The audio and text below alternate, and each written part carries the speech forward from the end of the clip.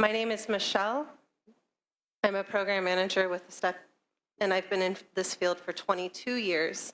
And I'm a little bit frustrated with staff. I mean, right now, we're looking to hire 22 new staff.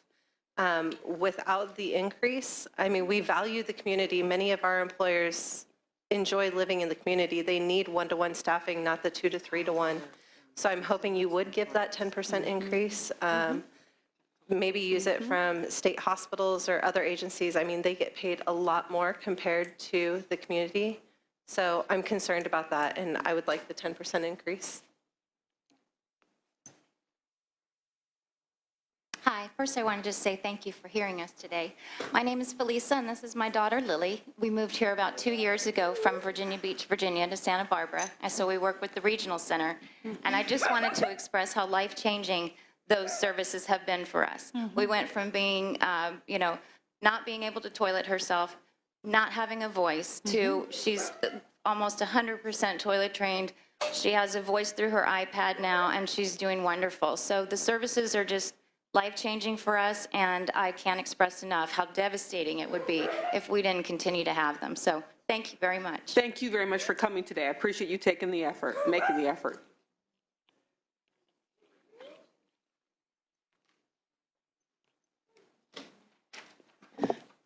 Hello, thank you for hearing us today.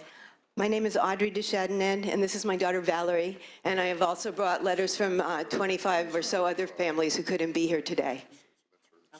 We're not here to give you statistics, you already have plenty of those, but to show you the face of these statistics. Valerie is 29. She has Rett syndrome and spastic quadriplegia. She's smart and funny, and she wants me to tell you that the only reason that I'm getting to speak for her today is that her communication device isn't working right now. Oh, I'm sorry. Val is independent, but she needs a lot of physical help. She goes to the only day program in San Francisco that can serve her needs, and it's under threat from budget cuts and low provider rates. They're losing staff, and services are suffering. Valerie had to be on a waiting list for 4 years to get into this program. And if she's out sick for too long, she gets put back on the waiting list. It only serves 14 clients. Valerie wants her own life. She does not want to live in an ICF, the default for her. She wants to live in the community, as she does with me now, and interact with all kinds of people in all the ways that everyone else does. She needs this, and she deserves this. But she's been on wait lists for supported housing for over 5 years. The services she needs are already scarce. We cannot keep going in this direction. I'm 65 years old, and I will certainly not live forever. I worry about my daughter's future. Please keep the Lanterman promise. Please restore 10% immediately and keep going until the system is fixed. Thank you. Thank you very much.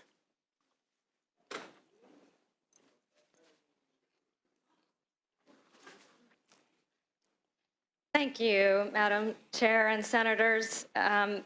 My name is Sarah Cole, and I am the mother of a teenage son incapacitated by severe autism.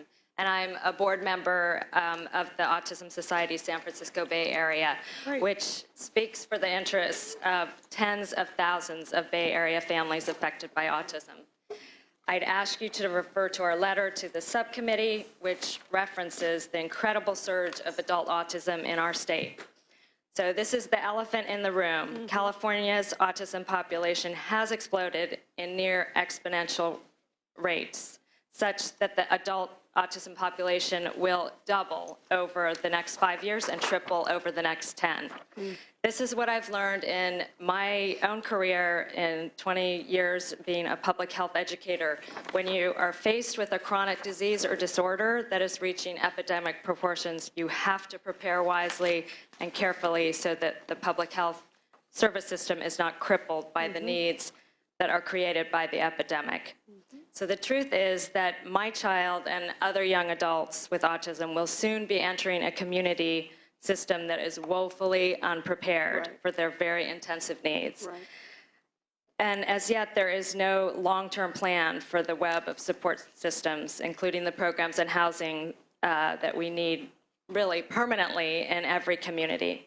So for now, I ask for your support for a sustainable budget and one that is responsive to this escalating challenge of the adult autism population. 10% seems the least we should do, and thank you for your consideration. Thank you for your time. Next witness, 2 minutes. Yes. Madam Chair and Senate members, I appreciate the time that everyone has spent with us. And I'm Corinne Shelley Alger, and I've been coming here on behalf of developmentally disabled people since the late 1960s when Ronald Reagan was governor. I'm the mother of 2 adults with severe autism, one with complex intensive care needs, nonverbal, needing augmentative and alternative communication, who has severe pica, severe global apraxia, hyperactivity, and epilepsy. He requires one-to-one care, support, and monitoring in every aspect of living. He's one of the people who had a court order because the community couldn't serve him, sending him to Agnew, where he suffered a criminal assault and battery by the ed psych tech at Agnew. But he's out in the community for quite a long time, flourishing. But since 2003, these ongoing year-by-year cutbacks with no regional geographically based cost of living adjustments or inflationary conditions have brought our once nationally acclaimed bipartisan Lanterman Act model of services, in my opinion, over the tipping point. And we had a crisis. I wasn't going to mention this, but you've covered ditto, things that I felt were important so thoroughly. But how the staffing ratio, for instance, at the regional center, the beginning of this crisis was that there was a report that someone had touched him inappropriately or molested him. So who gets punished? So we had a 30-day notice to find another placement. Had we had a case manager, now the person was on maternity leave, that's all good news, but there wasn't anyone who was our advocate, our person to help us. They could have negotiated some reasonable compromise, but in 2.5 years, I've searched, I live in Palo Alto, but I've searched Marin, San Francisco, San Mateo, Santa Clara, and Santa Cruz County, looking for something, but preferring something closer to home. Of course. It's hard to drive this far. Yes. And I did not have any success, but after, to me, it felt like I had the sort of ices over my, at my neck, because I felt like 30 days, but it would be expanded. When the case worker came back from maternity leave, suddenly it wasn't closer to home, wasn't quite exactly, what might have been ideal, but there was a placement. It's a little further away. And why would we have to have that kind of suffering? Right. Why would I have to feel like I'm alone? Right. And he alone, Right. and that we're the ones who are being punished. So, I wasn't going to say a personal experience, but you've heard all of the details. Yes. Now, when I started out working in this system, I was a young parent. And I have to tell you that as far as I'm concerned, I remember when we were working on Lanterman Act, I remember the things we worked on through the years, but we were told, and this is by the parents older than myself, that the development center belonged to people with developmental disabilities in perpetuity. It was secure, sound, and stable. Things in the community we had to really develop and work on. Well, okay, the development centers are closing. In many cases, or most cases, we have the capacity for better options. We have to fund them adequately. 15 seconds. But, okay, the money that was spent on the development center didn't follow the consumers back into the community. That was their money. I believe the money and the proceeds from the sale and closure of the regional centers belongs to the developmentally disabled. And I hate that horrible lowest minimum rate that's closing all our programs. Thank you. Thank you very much. Appreciate it. Next witness, 2 minutes, please. Lynn Barito, Santa Cruz County, challenged by talking fast under pressure. Former California secondary public education teacher, 9 years. Augmentative alternative communication trainer and advocate for people with autism, 23 years. Single mother, 25 years. 2 adult children, Tanaya, 31, California, licensed landscape architect living in New York. Tyler, 29, part-time student at San Jose City College, volunteer leader of Loud Talking Fingers at PHP Parents Helping Parents Family Resource Center in San Jose, monthly support group for people who communicate with supported typing. Significantly challenged by autism and a seizure disorder, difficult speaking, communicates best by supported typing, 23 years. SARC client, 27 years since 2 years old. Lives in own apartment with housemates serving as part-time staff who Tyler interviews and selects. Section 8 subsidy, difficult to actualize. 24/7 direct care support who Tyler interviews and selects. Strong, relentless advocate, self-advocate and self-advocate for others. My greatest teacher. Here, why am I here? Longtime witness of systematic dismantling of Lanterman Act. Now on verge of cataclysmic collapse due to unfunded mandates. Unconscionable. Here I am afraid for my son's future. My children's father died in December, bone marrow donor transplant. What will happen now to my son? My only hope is the safety net of a fully funded Lanterman Act. I fervently support the Lanterman Coalition recommendations, stop the system collapse, 10% across the board increase, annual 5% adjustments, repair broken rate structure for community services. Thank you so much for your deep commitment to ensuring that a fully funded Lanterman Act lives on for the many Californians to live a dignified, meaningful life in their community of choice. Thank you very much for your testimony.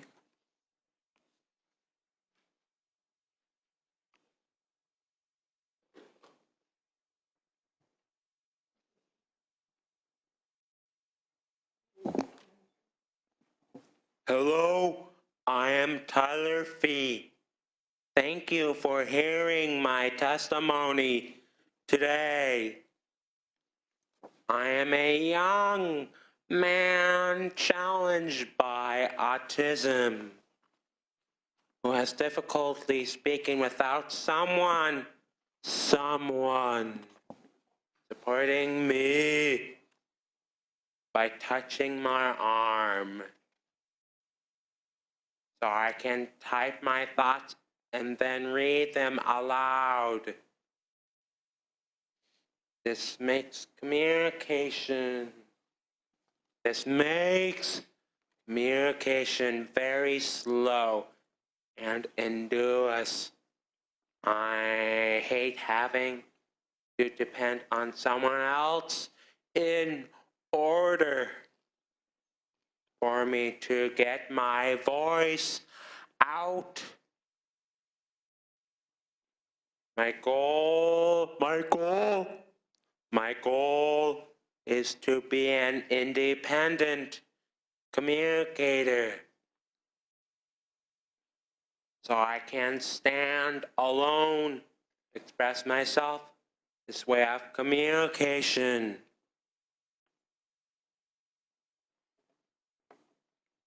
Makes life very complicated because I need to train all of my staff so that I have my communication 24 hours every day of the week. Without my ability to communicate, life gets very lonely. I feel like I am slowly dying inside because I can't talk to anyone, including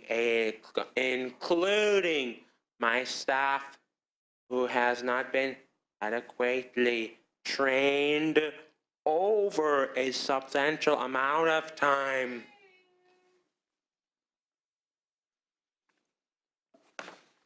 Add to this situation the high turnover of staff that I have continually experienced in the last 2 years. and you can see why life has been so frustrating for me. Also, I spent all summer circulating flyers for potential staff with college to support me at San Jose City College, so I could take an academic class again. I got zero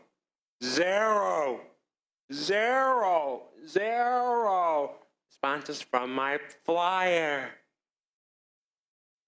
My supported living agency found a few people for me to interview. But these people were not experienced with college level work. Some had language barriers themselves.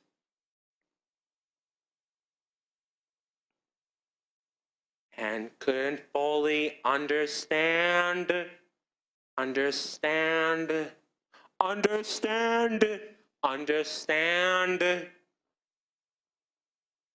some of my interview questions. It was mostly a big waste of time. In order,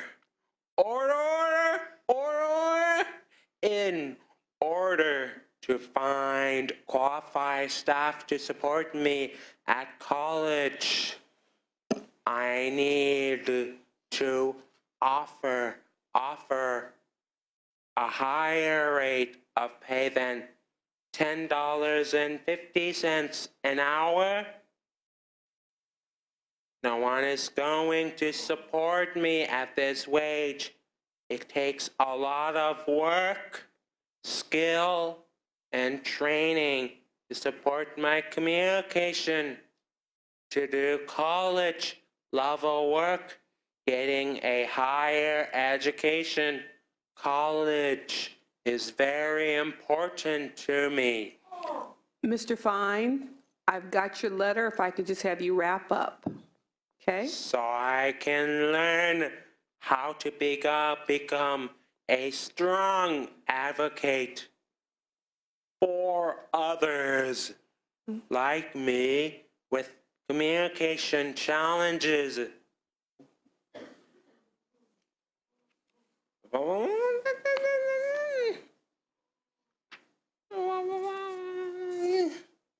I want to learn. I want to learn more about politics and how to advocate for changes for people with developmental disabilities to improve their lives. I know I am not alone. People like me everywhere will need well-paid, highly skilled staff who will stick around to support us. Give the regional centers and service providers the get on with what he came to do here on earth. Here on earth.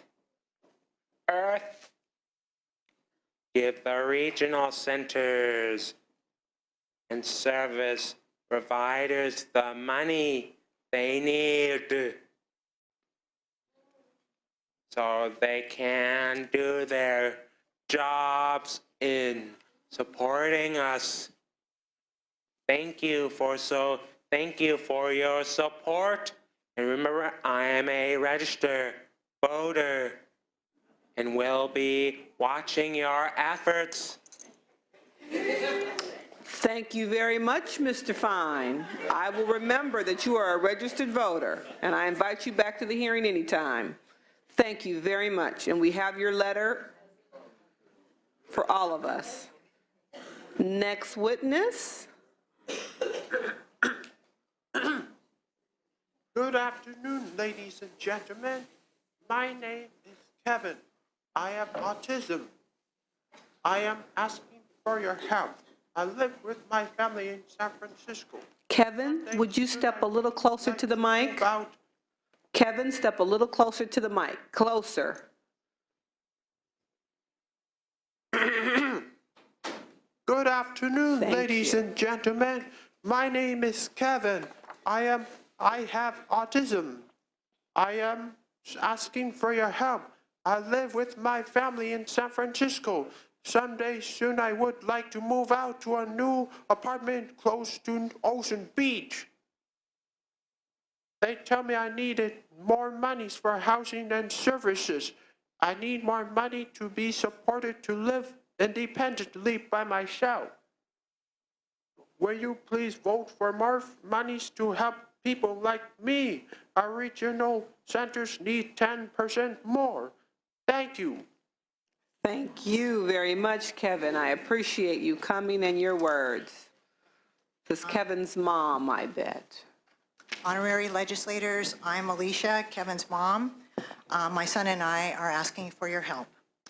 Please vote for a 10% increase in the budget for our regional centers.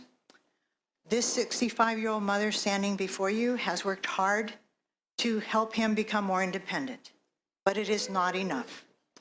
We need and continue to rely on our regional centers to help us. Please reach out and vote for a 10% increase. Kevin originally wanted to live in Disneyland, but we think with the appropriate supports and services in San Francisco, that'll be just fine. I think it will. Thank you so much. I think that is the preferred happiest place on earth. Thank you very much, Kevin and Mom.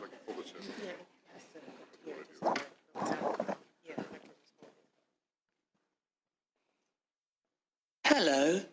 I want to first say thank you for your time. My name is Elizabeth Drake. I'm living with cerebral palsy. I am an employer advocate at the agency called STEP, Strategies to Empower People. In my life, I live on my own and work in my community. I also have high service needs and personal care needs, such as changing, eating, grooming, and other basic needs. When I hire staff, it is hard to keep them. The amount of work and care they do does not compare to how much they are paid. So they quit. I have to start all over trying to look for staff. This interrupts my work and personal life.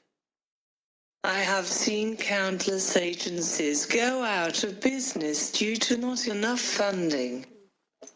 I do not ever want to go back to a group home or go back to not enjoying life to the fullest. I enjoy my independence and being a valued member of my community and want to keep it that way. I urge you to please allow this 10% funding increase. Remember me when you vote.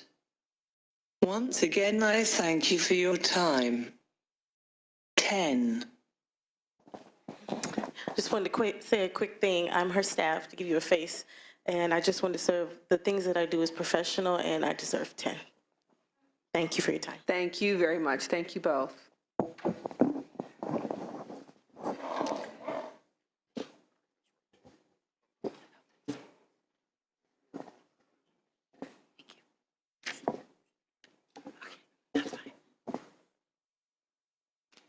Hi, my name is Beverly Doyle.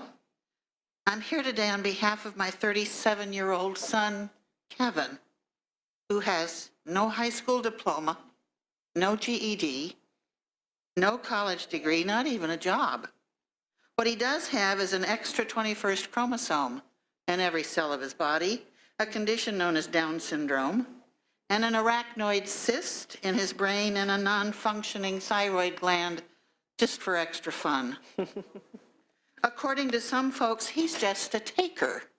not a maker, and therefore does not deserve any sort of safety net.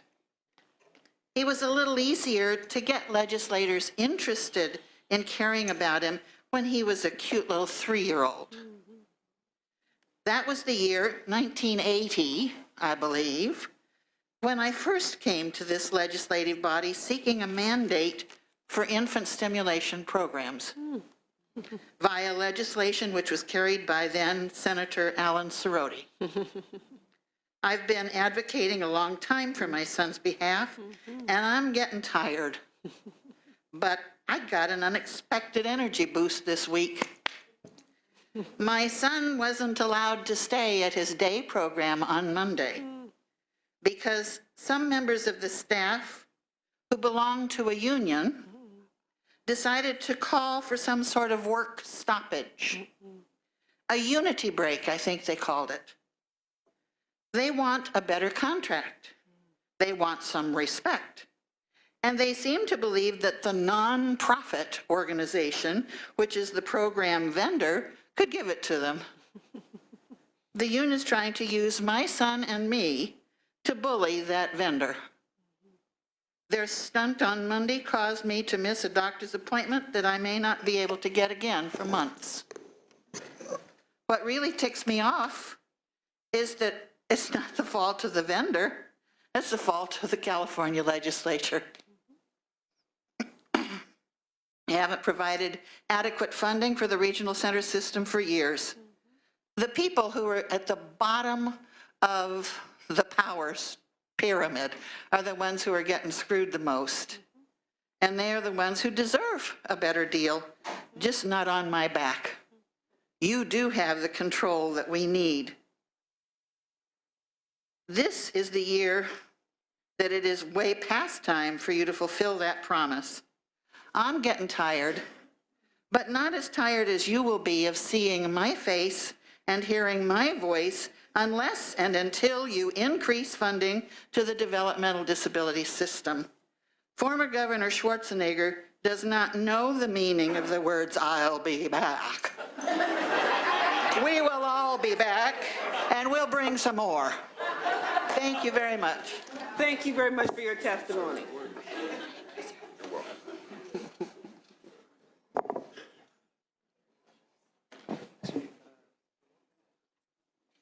Testing, 1, 2, 3, testing, good. Thank you for your time, Madam Chairwoman. My name is Stephen Sherman. I live in the San Luis Obispo area. I want to talk to you about the cost of living increases for SSI. Over the past 20 years, it has been held back, and at the present time, California is at the federal minimum amount for Social Security. The cost of living in the Midwestern states is much lower than California, yet we are expected to live on the same amount. I am thankful that my stepdad is still letting me live in the house after my mom died of cancer years ago. Thank you once again for your time. I kind of have a request. May I take pictures of your murals? I'm sorry? May I take pictures of your murals? The sergeant said absolutely yes. Thank you. All right, I'll just, okay, cool. All right, thanks. And thank you for your testimony.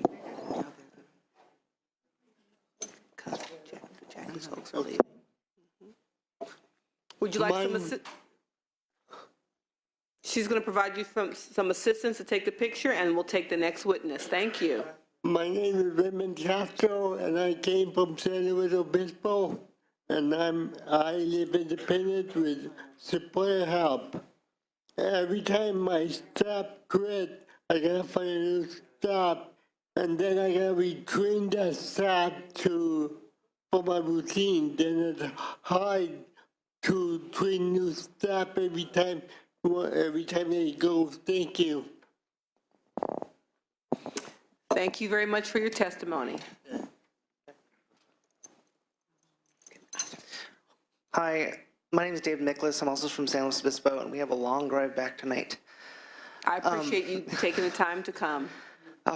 Anyway, again, I agree with all the things that have been said. I don't think 10% is nearly enough. I think we should go 25 right now. But, also, there was a recent court ruling on the page 22 of the agenda.